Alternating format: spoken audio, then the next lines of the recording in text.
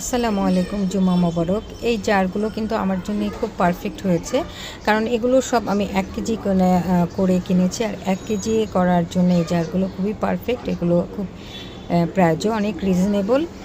আর এটা হচ্ছে 1 কেজি ছোলা, তারপরে 1 কেজি চিনি তো আরও লাগে। হ্যাঁ, কিন্তু অ্যাটলিস্ট 1 কেজি রাখতে পারবো। 1 কেজি নিচে তো কেনা যায় না। এটা মসুরের ডাল 1 কেজি কিনেছি। তারপরে এটা হচ্ছে পোলার চাল, যেটা আধা ভাঙা, খুদে ভাত করা যায়। আরও একটা মজার বিষয় হচ্ছে ফিরনি করতে খুব সুবিধা হয়। এটা হচ্ছে মুগের ডাল 1 কেজি ভেজে রেখেছি, যেহেতু পরের দিন ছিল ফ্রাইডে। আর এটা কিনেছিলাম হাফ কেজি, যেখানে আমি বেকারের চানাচুর রেখেছি। তো জারগুলো আমার খুব ভালো হয়েছে। আর আমরা যেহেতু মধ্যবিত্ত, একদিনই তো আর কিনে ফেলি নাই।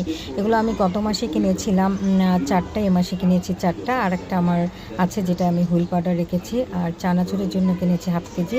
মোট কথা 1 কেজি খুব সুন্দর করে হয়ে যাচ্ছে। তারপরে আমি নাবিলকে বললাম, তুমি একটু হেল্প করো, আমার যেই সেলফে আমি রান্নাঘরে কিচেনের একটা র্যাক আছে, ওর মধ্যে রাখি। ওইটা হচ্ছে কাঠের একটা র্যাক। তো নাবিল নিয়ে আমাকে দিচ্ছে। এরপরে নাবিল খুব আনন্দ সহকারেই দিচ্ছে।